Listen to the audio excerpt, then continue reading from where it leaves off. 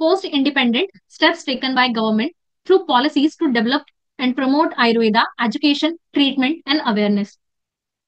तो इसके लिए हो सकता है ये क्वेश्चन बने, क्योंकि थोड़ा सा एक ऐसा है कि हमें at least we should know about the steps taken by the government. हमें उसका पता होना चाहिए क्या नई नई पॉलिसीज आई हैं, या किस तरह के अवेयरनेस के लिए प्रोग्राम किए जाते हैं, या एजुकेशन को किस तरह से जो है सिस्टमेटिकली जो है प्रमोट किया जा रहा है और स्ट्रेंथन किया जा रहा है। तो एटलीस्ट हमें उसकी नॉलेज होनी चाहिए। तो इसका मैंने दोनों ही तरह से जो है नोट प्रिपेयर किया है। Post independent initiative for Ayurveda development in India. तो इसमें जैसे जब से हमें इंडिपेंडेंस मिली है 1947, तो इंडिया को एज अ जो है एक बहुत हमारी जो एंशियंट सिस्टम ऑफ मेडिसिन है, या हमारे जो ट्रेडिशनल मेडिसिन है आयुर्वेदा इंडिया की, उसको एक रिकॉग्नाइजेशन मिली है, उसको जान अपनी पहचान मिली है। और गवर्नमेंट ने ऐसी बहुत सारी पॉलिसीज बनाई हैं, ऐसे बहुत सारे इनिशिएटिव लिए हैं, जिनका मेन टारगेट क्या है, हमारी जो आयुर्वेदा है, हमारी ट्रेडिशनल नॉलेज है, पैथी है, उसको रिवाइव करना, उसे और प्रमोट करना, और उसे बाकी पैथी के साथ इंटीग्रेट करना। क्योंकि जब ब्रिटिश की सरकार आ गई थी, तो सबसे मूल भावों से, मेन तथ्यों से एलोपैथी को प्रमोट किया गया था। तो उसके बाद जब आफ्टर इंडिपेंडेंस जो है, हमारे आयुर्वेद को इंडिविजुअली भी और इंटीग्रेशन के तौर पे भी, कि बाकी जो है पैथी है, चाहे वो एलोपैथी है, उन सबके साथ इंटीग्रेट करके कैसे प्रमोट किया जा सके। क्यों? क्योंकि मेन टारगेट क्या है, हेल्थ केयर सिस्टम को स्ट्रॉन्ग बनाना। ठीक है। The government of India has taken many steps to promote Ayurveda education treatment and awareness. तो उसमें उस स्टेप्स में अगर आप पॉइंट वाइज लिखते हैं इस एग्जाम के लिए, तो बहुत वेल एंड गुड रहेगा। तो मैंने उसी तरह से जो है ये नोट्स प्रिपेयर किए हैं। तो सबसे आप पहले मेंशन कर सकते हो कि आयुर्वेदा के डेवलपमेंट के लिए पहले कौन कौन सी रेगुलेटरी बॉडीज की फॉर्मेशन हुई थी आफ्टर द इंडिपेंडेंस। तो जो सबसे पहला सिग्निफिकेंट हम पीरियड मान सकते हैं, पॉइंट मान सकते हैं, वो था एस्टेब्लिशमेंट ऑफ हमारी जो सर्कुलेटरी बॉडी है, या सिस्टमिक जो है मेन काउंसिल है, CCIM, central council of Indian medicine. उसको बनाया गया, उसको फॉर्म किया गया। और जो रेगुलेट क्या करेगी, जितने भी हमारे एजुकेशनल इंस्टीट्यूट हैं या प्रैक्टिशनर हैं आयुर्वेदा के, उनको जो है रेगुलेट मतलब उनका जो है लुक आफ्टर करेगी, उनको रेगुलेट करेगी। ठीक है। उन्होंने फिर ये जो हमारी CCIM है, इसने कुछ जो है हमारे कुछ स्टैंडर्ड्स को सेट किया, करिकुलम बनाया कि आयुर्वेदा की जो एजुकेशन है वो किस तरह से रहेगी, क्या सिलेबस रहेगा, और किस तरह से जो है ट्रेडिशनल और साइंटिफिक वैलिडेशन के साथ साथ जो है आप आयुर्वेदा की नॉलेज को, आयुर्वेदा की अवेयरनेस को या एजुकेशन को प्रमोट किया जा सके, है ना। उस पे उन्होंने रखा। तो जो हमारा आप सिलेबस भी देखते हो, उसमें हमारा हर तरह से हम पढ़ते हैं। हम आयुर्वेदा की जो है ट्रेडिशनल उसकी नॉलेज है, सम्यतागत भावों के बारे में पढ़ते हैं, सम्यतागत जितने भी सिद्धांत है उन सबकी भी हम नॉलेज रखते हैं।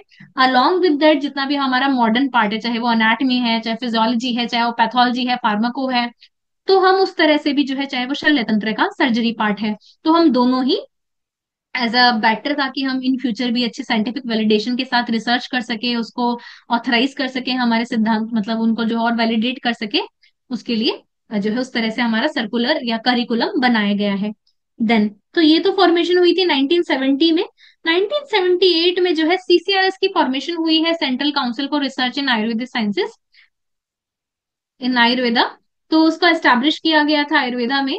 और ये बहुत क्रूशियल रोल प्ले करती है, जितने भी हमारी जितने भी कोई भी क्लिनिकल ट्रायल होती है, रिसर्च स्टडी होती है, या हमारे आयुर्वेदा की जितनी भी ऑलरेडी प्रैक्टिसेस हैं, मेडिसिन है, उनको वैलिडेट करने के लिए CCRS जो है ये सारा काम एज अ फॉस्टर रिसर्च कर रही है। Then integration of national health policies, जो बाकी हेल्थ पॉलिसीज है, ताकि आयुर्वेदा को भी अवेयरनेस मिले, प्रमोशन मिले, तो उनको भी इंटीग्रेट किया गया है। तो आयुर्वेदा को, ताकि उसके जो है एलोपैथिक मेडिसिन के साथ भी इंटीग्रेट कर सके, उनका ट्रीटमेंट इफेक्ट देखा जा सके, जैसे जो भी स्टडी हो रही है, चाहे वो मेरी PhD की स्टडी है, तो वो भी is a part of integration, वो कोलैबोरेशन के बीच में है, या और इसका अपोलो के बीच में, कि उसमें देख सके कि हाँ भी जो हमारे आयुर्वेदा है उसका किस तरह का इम्पैक्ट है, या अगर हम एलोपैथी के साथ आयुर्वेदा मेडिसिन देते हैं उसका किस तरह का इम्पैक्ट है, या खाली एलोपैथी मेडिसिन देते हैं उसका किस तरह का इम्पैक्ट है। तो ये जो मल्टीपल टाइप ऑफ स्टडी है, my study is just an example, just a small example of this integration. But इतनी सारी जो है ऑल ओवर ग्लोबली इतनी सारी स्टडीज हो रही हैं, और मेनली इन इंडिया और मेनली नेशनल इंस्टीट्यूट्स या नेशनल बॉडीज, इस इंटीग्रेशन पे। इंटीग्रेशन आप समझ रहे हैं, सबका समन्वय भाव। ठीक है। जो है हमारी ट्रेडिशनल मेडिसिन आयुर्वेदा और एलोपैथी। देन गवर्नमेंट भी जो है हमारी आयुर्वेदा को बहुत सपोर्ट कर रही है। और जो इसका मेन एक सपोर्टिव जो है इसका पार्ट रहा है, is a national health mission. तो इसके बारे में भी हम थोड़ा मेंशन कर सकते हैं। देन नेशनल आयुष मिशन, नाम, नाम के ऊपर मुझे लगता है डिटेल क्वेश्चन भी बन सकता है, जैसे नेशनल हेल्थ प्रोग्राम के अंतर्गत भी आ जाएगा नाम के ऊपर मुझे लगता है। तो ये आपको अच्छे से प्रिपेयर करना, ऑलरेडी हम लेक्चर ले चुके हैं। तो ये नाम क्या है, ये भी एक सेंट्रली स्पॉन्सर्ड स्कीम है, ताकि आयुर्वेदा सिस्टम को और ज्यादा प्रमोट कर सके थ्रू द स्टेट और जो जितने भी हमारी टेरिटरी गवर्नमेंट है। देन साथ में क्या टारगेट है हमारा, कि आयुर्वेदा को और ज्यादा फंडिंग मिल सके, सपोर्ट मिल सके थ्रू गवर्नमेंट। तो इन्हें जो है फाइनेंशियल असिस्टेंस प्रोवाइड हो, आयुर्वेदा को और बेटर वे में एस्टेब्लिश कर सके through colleges, hospital, research centre. तो इतने सारे मल्टीपल कॉलेजेस है, इसके ऊपर हमने डिटेल जो है लेक्चर लिया है। साथ ही में एक और लेक्चर ऐप में अवेलेबल है क्रैश कोर्स में, the decade of 10 year, the decade of Ayurveda, जो डीकेड ऑफ ट्रांसफॉर्मेटिव आयुर्वेदा। तो उसमें के भी जो बहुत सारी हेल्थ स्कीम्स हैं, मल्टीपल चीजें मैंने जो पूरे 10 साल का जो है हमारी सीसीआरएस ने, मिनिस्ट्री ऑफ आयुष ने मिलकर प्रिपेयर किया है ना, कि 10 साल में आयुर्वेदा ने कितनी ग्रोथ की है, क्या नई नई स्कीम आई है, उसके ऊपर ऑलरेडी एक मैंने लेक्चर लिया है, वो भी आप गो थ्रू कर सकते हो। उन पॉइंट्स को भी आप यहाँ से मेंशन करोगे, एक बार पढ़ोगे, एक बार सुनोगे, चीजें माइंड में रहेगी, अपने आप चीजें जो है निकल कर आएंगी और आप लिख पाएंगे। देन जो हमारी मिनिस्ट्री ऑफ आयुष है, तो वो 2014 में नवंबर में क्रिएट हुई थी हमारे। तो ये भी एक एज अ क्या है, एक सपोर्टिव इनिशिएटिव पार्ट है in this Ayurveda promotion. Then education and training, तो बहुत सारे आप जानते हैं आयुर्वेदा कॉलेजेस हैं, इधर वो प्राइवेट है या गवर्नमेंट है, वो एस्टेब्लिश हुए हैं, यूनिवर्सिटी फॉर्मेशन हुआ है ताकि आयुर्वेदा एजुकेशन को हम और ज्यादा प्रमोट करें। साथ में जो अंडर ग्रेजुएशन के कई सारे कॉलेजेस हैं, पीजी कॉलेजेस हैं, पीएचडी प्रोग्राम्स है, या और भी मल्टीपल जो है सीसीएलएस के थ्रू इंटीग्रेटिव प्रोग्राम्स है या डिप्लोमा प्रोग्राम्स हैं, उनको भी इंडक्शन हुआ है, इनका भी जो है इंट्रोडक्शन हुआ है और उनको भी प्रमोट किया जा रहा है। साथ में आयुष एकेडमिक चेयर्स, तो in this time ministry of Ayush ने क्या है, कई सारे एग्रीमेंट साइन किए हैं फॉरेन यूनिवर्सिटीज के साथ। तो more than 150 I think foreign universities के साथ जो है हमारी मिनिस्ट्री ऑफ आयुष ने जो है इंटीग्रेशन किया है, एग्रीमेंट साइन किया है। इसी को एमओयू भी कहा जाता है, मेमोरेंडम ऑफ अंडरस्टैंडिंग। और हमारे जो all India Institute of Ayurveda है, उसने भी multiple, I don't know the exact number, लेकिन बहुत ही सारी कंट्रीज के साथ जो है एमओयू साइन किया है। उनके बीच में भी जो है एज इंटीग्रेटिव अप्रोच कई सारी रिसर्च वर्क या एजुकेशनल प्रोग्राम चल रहे हैं। तो आयुष की जो है, इसे एज सच हम कह सकते हैं कि आयुष एकेडमिक चेयर को किस तरह से एस्टैब्लिश किया गया है in the global part. Then this allow AYUSH expert to teach, train and conduct research in this university. तो आप जानते हैं ऐसे America, Canada, Brazil, Germany, France, इन सब के जो है कई सारी यूनिवर्सिटीज के साथ जो हमने एमओयू किए हैं, तो उनसे क्या है कि वहां पे जो है कई सारे आयुर्वेदा के स्कूल्स ओपन हुए हैं, यूनिवर्सिटीज ओपन हुई हैं। वो इंडिया आकर जो है इन प्रोग्राम्स में आयुर्वेदा को थोड़ा सीखते हैं, वहां पे उनका और प्रमोशन करते हैं, या फिर हमारे जो हमारी कंट्री है उनके साथ जो है इंटीग्रेटिव अप्रोच से और रिसर्च कर सकती हैं। तो वो सब इसके अंतर्गत आता है। देन आयुर्ज्ञान स्कीम, तो ये आयुर्ज्ञान स्कीम है, ये भी बहुत इंपॉर्टेंट पार्ट है आयुर्वेदा का, जिसने काफी आयुर्वेदा रिसर्चेस को जो है प्रमोट किया है, हम कह सकते हैं आयुर्वेदा रिसर्च को प्रमोट करने के लिए। साथ में जितना हम एकेडमिक ट्रेनिंग के लिए और ज्यादा कैपेसिटी बिल्डिंग कैसे की जा सकती है, चाहे वो रिसर्च पर्सपेक्टिव से हो, चाहे वो आयुर्वेदा के प्रमोशन पर्सपेक्टिव से हो, तो ये आयुर्ज्ञान स्कीम, इसी के अंतर्गत आप और भी बहुत सारी स्कीम्स है, बहुत सारी ई प्रोफाइल्स है, उनको मेंशन कर सकते हो, जो कि हमने आयुष डीकेड की क्लास में ले चुके हैं। देन बात करेंगे आयुर्वेदा अवेयरनेस कैंपेन की।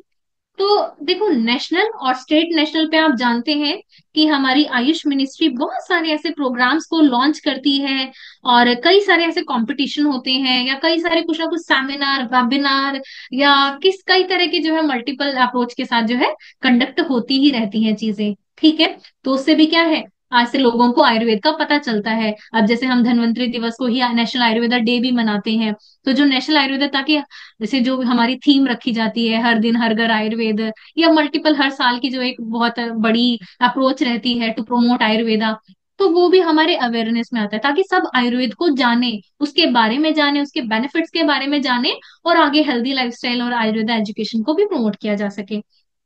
तो आयुर्वेदा जो डे सेलिब्रेट किया जाता है अब धन्वंतरि दिवस पर, आप सभी जानते हैं, तो वो भी is a part of awareness campaign. ठीक है। देन जो हमारे बहुत सारे एजुकेशन इंस्टीट्यूट्स हैं या नेशनल जो है ये हम कहेंगे एनजीओज हैं, उनका भी कई सारे कोलैबोरेशन होता है और वो एक भी कई सारे प्रोग्राम्स को कंडक्ट करती हैं। साथ में हमारी मिनिस्ट्री ऑफ आयुर्वेद आयुर्वेद आयुष बहुत सारी ऐसी एक्टिविटीज करती है, जैसे आयुर्वेद फेयर लगता है या मल्टीमीडिया कैंपेन लगता है या मल्टीपल आप जानते हो कुछ ना कुछ सेमिनार कैंपेन सब चलते रहते हैं पब्लिकली, या मटेरियल्स को डिस्ट्रीब्यूट किया जाता है, आईसी मटेरियल को डिस्ट्रीब्यूट किया जाता है, अवेयरनेस प्रोग्राम चलाए जाते हैं, वो सब इसी के अंदर आएगा। देन रिसर्च एंड डेवलपमेंट की बात करें तो आप जानते हैं इतने सारे हमारे इंस्टीट्यूट हैं, कॉलेजेस हैं, रिसर्च सेंटर है। तो वहां पे जैसे एमडी में बहुत कंपलसरी है कि आपको एक रिसर्च वर्क करना ही है, पीएचडी में कंपलसरी है कि आपको रिसर्च वर्क करना ही है।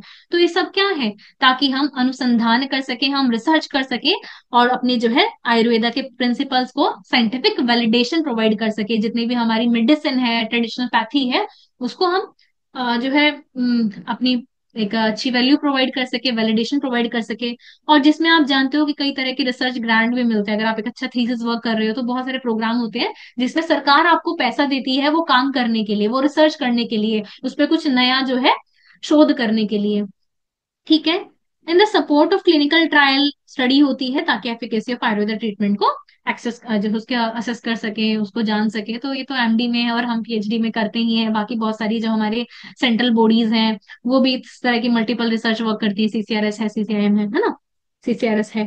Then quality control and standardisation, कि हमारी जितनी भी आयुर्वेदा मेडिसिन है उसके ऊपर भी हमने डिटेल में दिया था कि किस तरह से जो है हमारी गुड मैन्युफैक्चरिंग प्रैक्टिसेस को यूज किया जाता है, जीएमपी है हमारे शेड्यूल में, जो ड्रग मेंशन है या रूल्स जो मेंशन है, ड्रग एंड कॉस्मेटिक एक्ट है, ड्रग एंड कॉस्मेटिक रूल है, हम उन सबको ही फॉलो करके अपनी आयुर्वेदा मेडिसिन बनाते हैं, है ना। तो ताकि इंश्योर कर सके कि वो सभी लोग यूज कर सके, उनके कोई साइड इफेक्ट ना हो, उनके कोई एडवर्स ड्रग रिएक्शन ना हो, और to ensure their safety and efficacy. ये आप बता सकते हैं। इसमें आप जीएमपी के बारे में, आप drug and cosmetic rule act, इन सब के बारे में आप डाल सकते हैं। देन हमारी जो है आप जानते हो हमारी जो एपीआई है या फार्माकोपियाज है या ऐसे आयुर्वेदिक फॉर्मुलेशन की गाइडलाइंस को पहले से ही स्टैंडर्डाइज कराया जा चुका है और उनके बारे में जो है पूरा पब्लिश जो है सारी डेटा अवेलेबल है। देन अगर हम देखें इंटरनेशनल कोलैबोरेशन की बात करें तो आयुर्वेदा ने मल्टीपल जो है कंट्रीज के साथ एक ग्लोबल लेवल पे जो है ऑलरेडी कोलैबोरेट किया है। हमारी मेन सेंट्रल बॉडीज ने, हमारे all India Institute of Ayurveda ने या नेशनल हेल्थ इंस्टीट्यूट्स ने तो कोलैबोरेशन कर रहे हैं और रिसर्च वर्क कर रही हैं। आयुष सेंटर अब्रॉड में जो है, अब्रॉड में भी बहुत ज्यादा जो है आयुष के सेंटर्स खुले हैं और आयुर्वेदा जो है उसको प्रमोशन मिल रहा है। देन पब्लिक हेल्थ इनिशिएटिव की बात करें तो हमारे जो आयुर्वेदा ट्रीटमेंट है तो उसमें भी मल्टीपल लेवल पे हम देखेंगे, चाहे वो हमारे जो है सब सेंटर हैं, चाहे हमारे जो है पीएचसी के लेवल पे, सीएचसी के लेवल पे, तो हर लेवल पर जो है हम जो हमारा क्लिनिकल मोडालिटी है उसको प्रमोट कर रही हैं आयुर्वेदा ट्रीटमेंट को थ्रू नेशनल हेल्थ प्रोग्राम्स या क्रोनिक डिजीज या वेलनेस को, जो क्रोनिक डिजीज और वेलनेस के लिए हम प्रमोट कर रही हैं। जैसे कोई ना कोई प्रोग्राम चलते चलते हैं, चाहे वो नॉन कम्युनिकेबल डिजीज है या कम्युनिकेबल डिजीज है या इस तरह की जो है मल्टीपल या मिलेट प्रोग्राम है, तो वो चलते रहते हैं। देन लाइफस्टाइल चेंजेस के थ्रू जो है हम प्रमोट करते हैं कि आप आयुर्वेदा को अपनाओ और अपनी जो है पहले से ही जितने प्रकार के रोग उत्पन्न हो रहे हैं उनसे बचा जा सके। बहुत सारे हमारे आयुर्वेदा के health and wellness centres open हो चुके हैं थ्रू गवर्नमेंट। और जितने भी बाकी भी हमारे हॉस्पिटल होते हैं जैसे सीएचसी है, पीएचसी है, सभी में जो है फिक्स रहता है कि आयुर्वेदा जो है ट्रीटमेंट के लिए, मोडालिटी के लिए वहां पे कोई ना कोई वैकेंसी या सीट जरूर रहती है। तो as a part of Ayushman Bharat भी जो है बहुत सारे Ayush health and wellness centre खोले जा चुके हैं। साथ में बहुत सारी आयुष हेल्थ फैसिलिटीज खोली जा चुकी हैं, चाहे वो पीएचसी हैं, सीएचसी हैं, डिस्ट्रिक्ट हॉस्पिटल्स हैं। आयुष हॉस्पिटल्स को भी और ज्यादा अपग्रेड किया जा चुका है। जैसे All India Institute of Ayurveda भी टर्शरी केयर सेंटर है। यहाँ पे OPD level, IPD level, ICU level, हर लेवल पर जो है, चाहे वो एकेडमिक लेवल, रिसर्च लेवल, सब पर जो है फैसिलिटी प्रोवाइड होती है। तो जो भी बाकी भी आयुष के हॉस्पिटल्स हैं उनको एक अच्छे स्टैंडर्ड लेवल पर जो है एस्टैब्लिश कर रहे हैं। या फिर जो हमारे एनएबीएच होती है, एनडबलएसी होती है, उनके थ्रू किस तरह से जो है उन्हें रिकॉग्नाइजेशन मिल सके, उनके थ्रू जो है किस तरह से उन्हें जो है उनको स्टैंडर्डाइजेशन मिल सके, तो उन सब पे भी काम चलता रहता है। एक्रेडिटेशन मिल सके, एक्रेडिटेशन कहा जाता है। योगा को प्रमोट किया जा रहा है, योगा डे मनाया जाता है। साथ में मिनिस्ट्री ऑफ आयुष ने भी जो है बहुत सारे ऐसे सर्टिफाइड कोर्सेज बनाए हैं योगा प्रोफेशनल्स के लिए। तो कई सारे कोर्सेज भी जैसे एनआईए में, यहाँ all India Institute of Ayurveda में भी आप देखते रहते हो कि न्यूज में भी है ना, कई सारे सर्टिफिकेट कोर्स आते हैं मल्टीपल योगा प्रोफेशनल्स के लिए। तो वो भी मिनिस्ट्री ऑफ आयुष हमारा इसको बहुत प्रमोट कर रही है। डिजिटली भी जो है, डिजिटल भी इनिशिएटिव मिल रहा है, कई सारे ऑनलाइन रिसोर्सेज है, प्लेटफॉर्म है, इतना सारा हमारे जो है नमस्ते पोर्टल है, इतने सारी हमारी मतलब मल्टीपल स्कीम्स जो है, वेबसाइट्स हैं, या चाहे हम वो सब खुल चुकी हैं, चाहे वो एप्स हैं, स्कीम्स हैं, या फिर मल्टीपल तरह की जो है ऑनलाइन पोर्टल है वो ओपन हो चुके हैं हमारे आयुर्वेदा के। टेलीमेडिसिन सर्विसेज भी प्रोवाइड होती है आयुर्वेदा कंसल्टेशन के साथ, जो रूरल एरिया है उनको इजीली मेडिसिन प्रोवाइड की जा सके, उनके घर तक पहुंच सके। तो इस तरह के मल्टीपल स्टेप्स हैं, आप खुद से ही आपने पॉइंट हेडलाइन मेंशन करोगे, और उसके अंदर आपको जितनी नॉलेज है या थ्रू दिस नोट भी आप मेंशन कर सकते हो। ठीक है। तो ऐसे ही आयुर्वेदा जो है एजुकेशन सिस्टम को भी, आयुर्वेदा को प्रमोशन मिल रहा है, आयुर्वेदा को जो है अवेयरनेस मिल रही है through multiple steps which were taken by the government और ministry of AYUSH, that to globally भी और हमारे कंट्री के लेवल पे भी, है ना। तो ये सब हम बता सकते हैं। अब मैंने कहा था कि मैंने बुक्स में से भी जो है लाइब्रेरी जाकर कई पॉइंट सर्च किए, तो वहां पे भी मुझे जो है कुछ पॉइंट्स मिले हैं कि किस प्रकार से आयुर्वेद शिक्षण का विकास कर्म हुआ है, इसको विकास मिला है।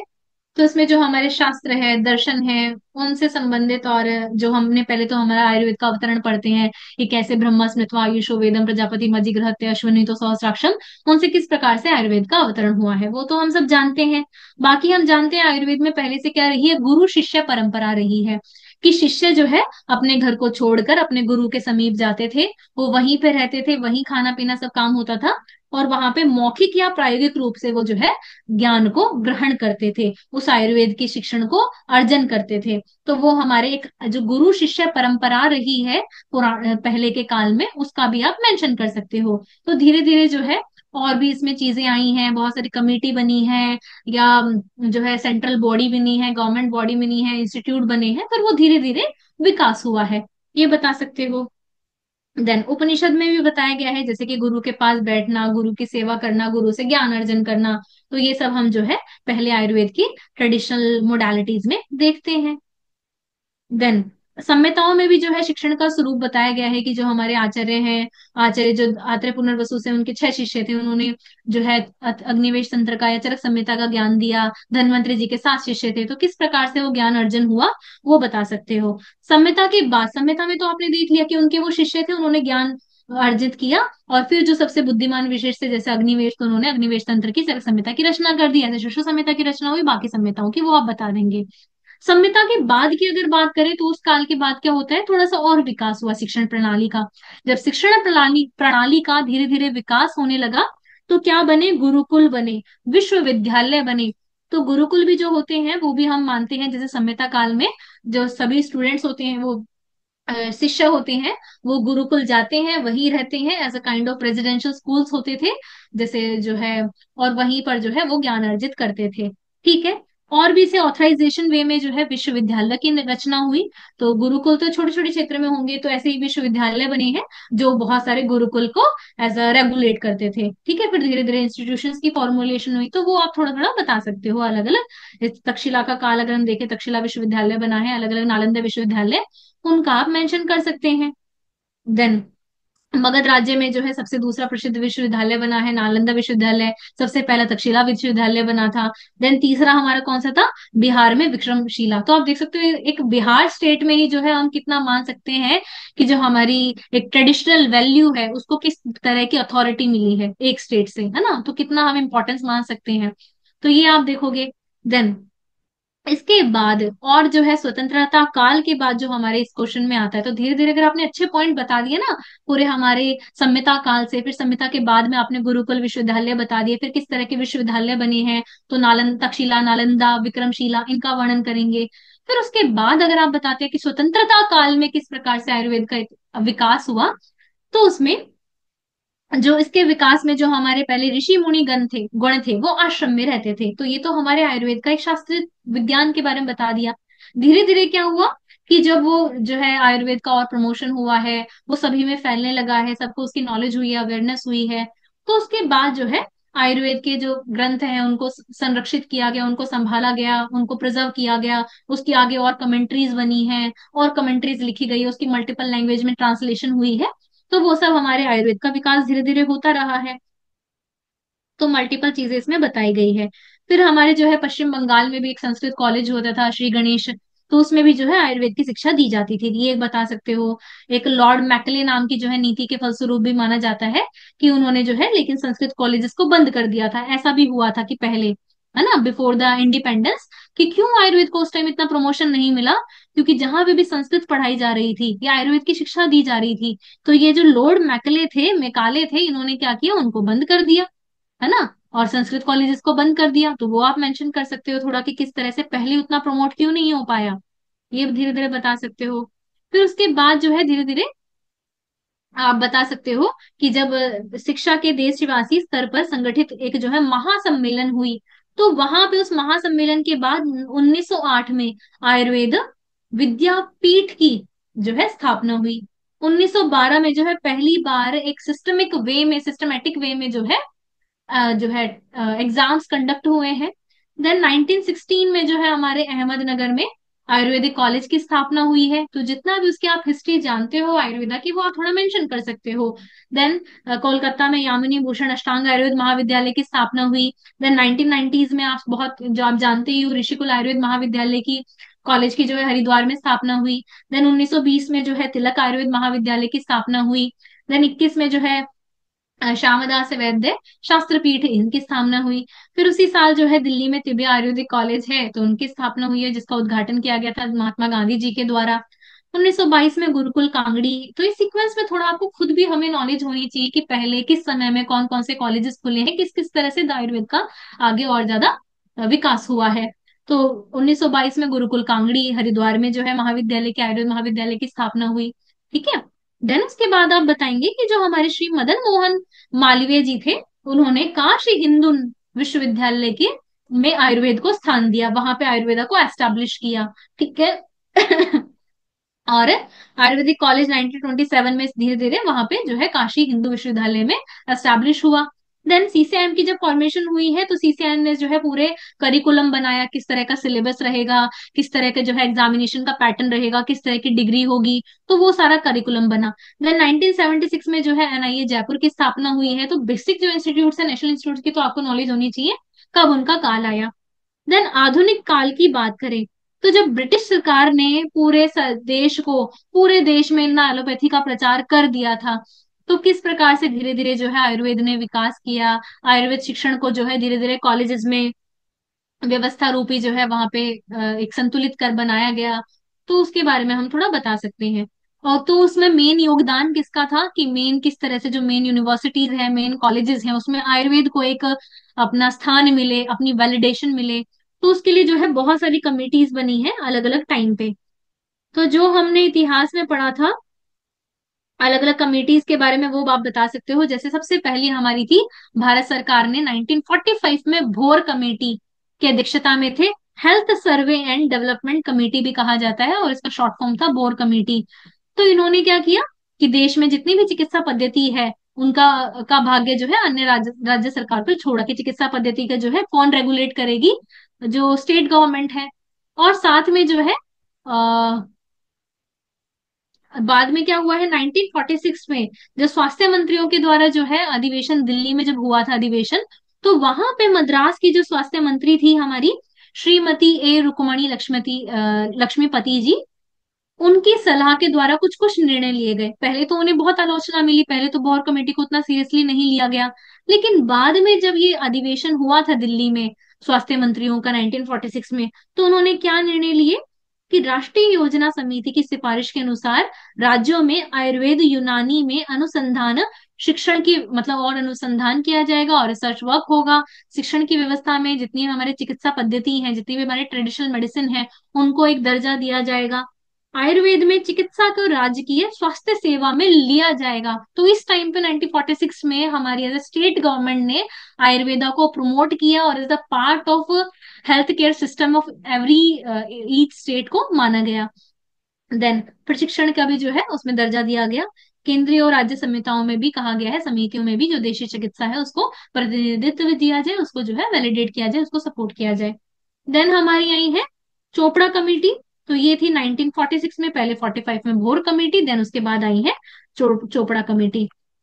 तो इसके बारे में थोड़ा आपको नॉलेज होनी चाहिए कि 19 दिसंबर 1946 में जो है भारत सरकार ने एक और कमेटी नियुक्त की, और उसके कर्नल अध्यक्ष कौन थे? Colonel sir Ramnath Chopra. Then उसी सदस्यों में जो हमारी पहले की अध्यक्षता थी, डॉक्टर लक्ष्मीपति जी, बीसी लागू जी, इन सब भी जो है वहां पे, और 3 हकीम इसके सदस्य बने थे। फिर धीरे धीरे उन्होंने क्या प्रमोट किया है, तो इन्होंने जो है पंच महाभूत, त्रिदोष, रस, गुण, वीर्य, विपाक, इनके सिद्धांतों पे बहुत विचार विमर्श किया, है ना, जो हमारे मुख्य हमारे मौलिक सिद्धांत हैं आयुर्वेदा के, इसको और इन्होंने डिस्कशन किया, इस पे थोड़ा जो है हम कह सकते हैं ऐसे प्रकाश डाला। और इसके सचिव फिर रहे हैं चोपड़ा कमेटी के डॉक्टर द्वारका नाथ जी। तो उन्होंने भी एक बैठक बुलाई है, और जिसमें उन्होंने जो है रिपोर्ट तैयार की है कि क्या क्या जो है हमारा इसमें चेंजेस आएंगे, या क्या क्या चीजें जो है पद्धतियों को लागू किया जाएगा। तो उन्होंने देशी चिकित्सा पद्धति की जो प्रगति रुक गई है, अब उतना विकास नहीं हो रहा है, या उसको और ज्यादा अवेयरनेस नहीं मिल रही थी भारत में, तो उसको उन्होंने मांग की कि इस पद्धति को और स्ट्रोंग बनाया जाए, इसका जो है चिकित्सा शास्त्र में भी इसकी एक अपनी इंपॉर्टेंस बने, है ना, इसके जो है बहुमूल्य होगी ये भी हमारी पद्धति। और प्रांतीय रियासत की जितनी भी सरकारें हैं, कमेटी के निर्देशों को मानेगी, जो भी वो रूल्स रेगुलेशन बनाती है उनको भी फॉलो करें। देन जनता की जितनी भी स्वास्थ्य है, चाहे वो हॉलिस्टिक अप्रोच रहेगी, चाहे वो मेंटली है, फिजिकली है, उन सब में भी जो है कार्यभार जो है सभी चिकित्सा पद्धतियों को अपनाया जाए। तो ऐसे कुछ कुछ इन्होंने स्टेप्स लिए हैं, you can go through just this PDF. Then Pandit committee, तो ये कब आई थी, थोड़ा थोड़ा इन कमेटी के बारे में आप बता सकते हैं, just about their time period, और उन्होंने क्या नया इन्वेंशन लाया, या कौन से नए जो है वो रेगुलेशन को लेकर आए, बस उतना बता दीजिए। तो ये 1994 में आई है हमारी जो है 1994 में, 49 में आई है ऑल्दो, जो डीसी पंडित जी थे उनकी अध्यक्षता में बनाई गई। ये 49 होगा ऑल्दो। और जामनगर में उन्होंने जो है एक केंद्रीय अनुसंधान केंद्र को स्थापित किया, मतलब सेंट्रल उन्होंने रिसर्च बॉडी बनाई है। मेडिकल कॉलेजेस में उन्होंने जो है यूजी पीजी इन सब के जो है पहले संभव नहीं थी, शायद उसमें थोड़ा और रेगुलेशन किया है। देन विश्वविद्यालय में भी जो है चिकित्सा शास्त्र को स्थापित किया गया। और आयुर्वेदिक कॉलेज में भी है ना, उन्होंने क्या कहा कि इसमें आपको कैसे एडमिशन मिल सकता है, जब आप इंटर साइंस कर लेते हैं, 12th पास कर लेते हैं थ्रू मेडिकल, देन आप जो है ये 5.5 वर्ष का जो हमारा बीएमएस होता है, आप उसमें प्रवेश पा सकते हैं। जामनगर में हमारा सबसे पहले क्या बना था, अनुसंधान केंद्र बना था। देन इसके बाद आई है दवे कमेटी। तो ये जो है हमारे central council of health, Trivandrum ji 1954 में इनके प्रस्ताव के अनुसार जो है ये दवी कमेटी बनी थी। इन्होंने क्या किया है, इन्होंने भी जो है जो हमारे बीएमएस के आयुर्वेदा के वैद्य हैं उनको रजिस्ट्रेशन प्रोवाइड किया है। साथ में आगे जो इनकी हेल्थ सर्विसेज प्रोवाइड की जाएंगी, आगे कितने भी जो है हमारे आयुर्वेदा के हेल्थ प्रोफेशनल्स हैं, उनका भी जो है कैसे रेगुलेशन होगा, किस तरह से उनका रजिस्ट्रेशन होगा, वो सब हुआ है। आधुनिक चिकित्सा के समान ही उनको अधिकार मिले, ये एक बहुत इंपॉर्टेंट इन्होंने काम किया है। साथ में हमारा जो पाठ्यक्रम है वो 5.5 साल का रखा है, और उसमें एंट्री कैसे मिलेगी, 12th के बाद एंट्री मिल सकती है, साथ में संस्कृत का ज्ञान भी हो तो संस्कृत को भी एज ए सब्जेक्ट माना। देन इंडियन मेडिकल काउंसिल के समान ही इसे जो है शिक्षा को नियंत्रित किया जाए। और फार्माकोपिया और आयुर्वेद कोश को तैयार किया गया, जो आयुर्वेद फार्माकोपिया भी, आयुर्वेद आयुर्वेद कोश को भी। साथ में जो है कॉलेज के आतुरालय में कहा गया है कि कम से कम इतना बेडेड हॉस्पिटल होना ही चाहिए, जो भी हॉस्पिटल बनेगा। और केंद्र और राज्य को जो है स्वतंत्र निदेशालय स्थापित होगा, मतलब उनकी रेगुलेशन किया जाएगा। और 2 वर्ष का उन्होंने माना गया है कि पहले जो है पीजी कोर्सेज जो है 2 वर्ष के बताए गए थे। ठीक है, तो इस तरह के उन्होंने जो है कुछ अपने पॉइंट्स रखे हैं, या कुछ चेंजेस लाए हैं। देन उड़ुप कमेटी 1958 में आई है, केरन उड़ुप जी के अंडरत। तो इन्होंने क्या क्या चेंजेस लेकर आए हैं, उन्होंने आयुर्वेद का जो है एक चिकित्सा सेवा का मुख्य अंग माना है। सीसीआईएम की यहाँ पे स्थापना हुई है। और जो और पाठ शुद्धि हमारा जो सिलेबस था, करिकुलम था, उसमें और भी चेंजेस आए हैं। और पूरा आयुर्वेद की फैकल्टीज को जो है उन्होंने सेपरेटली सभी विश्वविद्यालयों में रखा है। तो इस तरह से विभिन्न हम केंद्र पर देख सकते हैं आयुर्वेदा का धीरे धीरे विकास हुआ है। और एक चेयर ऑफ जो है आयुर्वेदा के जो चेयर्स हैं उसमें मेडिकल कॉलेजेस में आयुर्वेदा के पीठ हो, और आयुर्वेदा में भी जो है हर कॉलेजेस में एक आयुर्वेदा बोर्ड हो, तो उसको जो है वहां पे बढ़ावा दिया गया, ये पॉइंट रखे गए। साथ में आयुर्वेदा में जो है बी फार्म का भी पाठ्यक्रम लाया गया। तो इस तरह की कुछ थोड़ी चीजें हैं जो इम्प्लीमेंटेशन की गई थी in that era after independence. ठीक है, तो ये सब चीजें आप मेंशन कर सकते हैं। तो अगर 10 मार्क्स का क्वेश्चन है तो भी मोर देन एनफ है, आप इतना मेंशन करेंगे। और अगर आपको शॉर्ट में लिखना है, 5 मार्क्स का क्वेश्चन है, तो थोड़ा सा इन कमेटी का काल बता सकते हैं, इनके बारे में बता सकते हैं, और जो ये मैंने स्टार्टिंग में पॉइंट्स बताए हैं, इन हेडलाइंस को आप थोड़ा सा हल्का याद रख लीजिए कि किस तरह से आप एस्टैब्लिशमेंट या अवेयरनेस या रेगुलेटरी बॉडीज या स्कीम के बारे में मेंशन कर सकते हैं, ग्लोबली किस तरह की रिकॉग्नाइजेशन है। छोटे छोटे पॉइंट अगर आप याद रखेंगे ना, तो अपने आप ही लिख पाएंगे। सारा रटना नहीं है, जितना हो सके समझना है, अपने शॉर्ट पॉइंट बना के याद रखने हैं, और उतना ही आपको लिखना है। ठीक है। अगर क्वेश्चन बनता है तो बहुत वेल एंड गुड रहेगा, और आप इसे अच्छे से मेंशन भी कर पाएंगे।